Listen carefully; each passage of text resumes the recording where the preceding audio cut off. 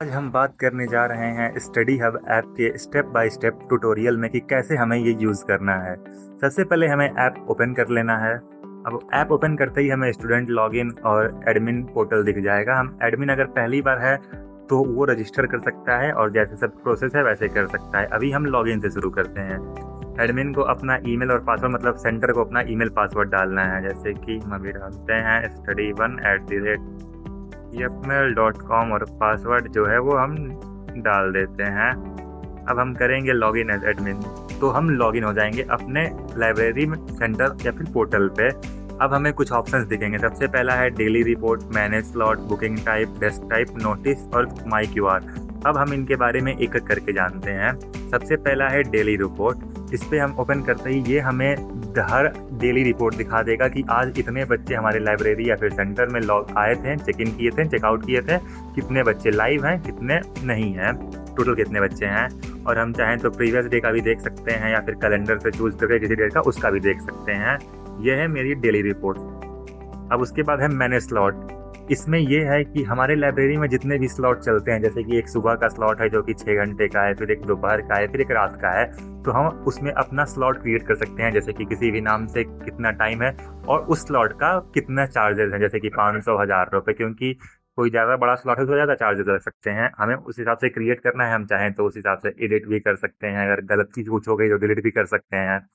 उस हिसाब से हमें स्लॉट क्रिएट कर लेने हैं। उसके बाद है बुकिंग टाइप। ये बेसिकली जनरली कुछ लाइब्रेरीज में ऐसा भी होता है कि जहाँ पे फिक्स्ड और रेगुलर नॉर्मल सीट होती हैं, जैसे कि कुछ सीट रिजर्व होती हैं कि इस पे सिर्फ यही बच्चा बैठ सकता है, तो वहाँ के लिए। नहीं तो आप नॉर्मली सिर्फ एक हम लोग booking type, normal booking type create कर सकते हैं।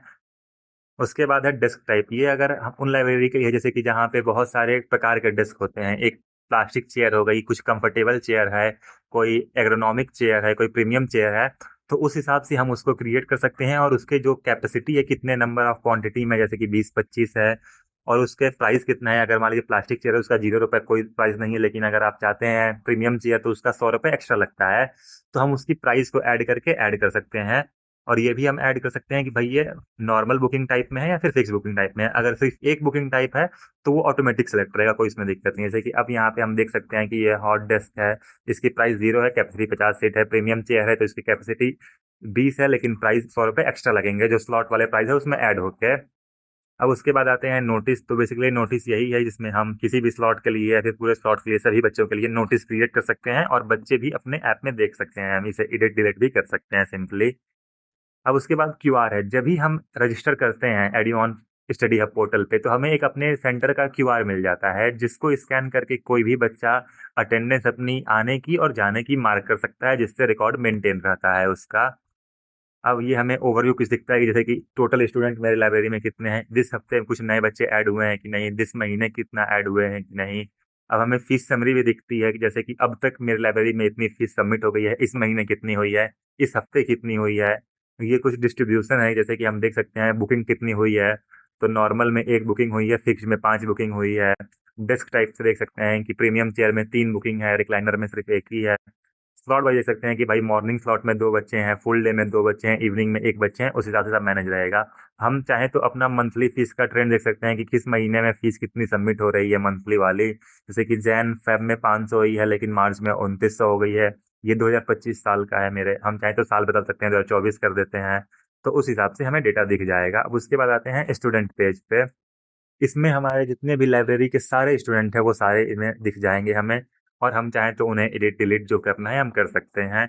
उनकी स्लॉट क्या है, उनका टाइमिंग क्या है, जो भी है सब दिख जाएगा। हम चाहें तो किसी भी बच्चे का नाम सर्च करके उसे उसे देख सकते हैं, या तो बहुत सारे फिल्टर हैं, जैसे कि मॉर्निंग स्लॉट वाले बच्चों को हम देखना चाहते हैं तो हमें सिर्फ मॉर्निंग स्लॉट वाले दिखेंगे।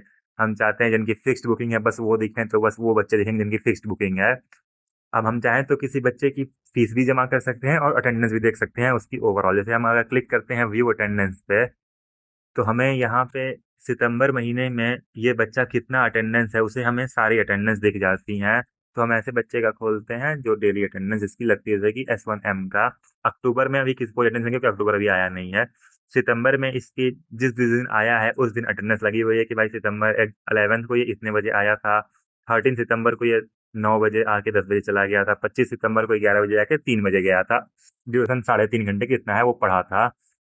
अब उसके बाद हम आते हैं सबसे यहाँ पे पे फीस वाले, इस पे भी हम अभी बात करेंगे। सबसे पहले है सेंटर आइकन जो है कि ऐड स्टूडेंट। अब हम यहाँ से बेसिकली डिटेल फिल करके, जैसे कि स्टूडेंट का नेम, उसका email address, phone number, gender, कौन किस स्लॉट में बुकिंग कर रहे हैं हम, उसकी टाइप क्या है। अगर एक टाइप है तो ऑटोमेटिक सिलेक्ट रहेगा उसमें।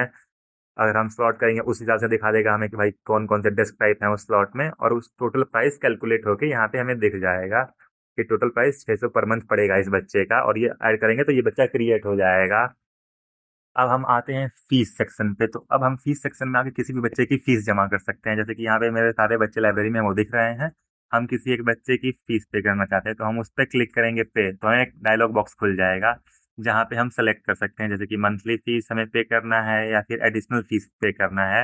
अगर हमें मंथली फीस पे करना है और एडिशनल फीस भी करना है, तो लेट फीस मान लीजिए हमें पे करना है, और मंथली फी अगर है तो ऑटोमेटिक सेलेक्ट रहेगा जो करंट मंथ है। तो जैसे अक्टूबर हम सेलेक्ट कर देते हैं, तो अब ये अक्टूबर मंथ की 450 फीस है इस बच्चे की, जिस स्लॉट में ये पढ़ता है, और ये 100 रुपये एक्स्ट्रा लग रहा है लेट फीस। अब हम कंफर्म पेमेंट करेंगे तो ये फीस इसकी पेमेंट हो जाएगी, और हमें दिख जाएगी हिस्ट्री में कि S2E जो था उसकी हमें 100 रुपया लेट फीस पे की है, और ये अक्टूबर की फीस पे कर दी है 450 रुपये जो कि उसकी लगती है।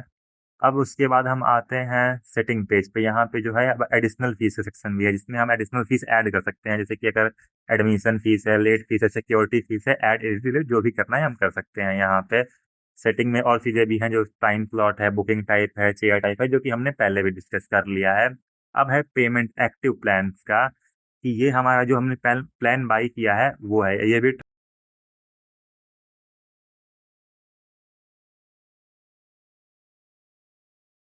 ये नीचे कस्टमर सपोर्ट का सेक्शन भी, जहाँ पे अगर कोई प्रॉब्लम कभी आती है तो आप कांटेक्ट कर सकते हैं। आप चाहें तो प्रोफाइल फोटो भी आप बदल सकते हैं, बदलना चाहें तो यहाँ से।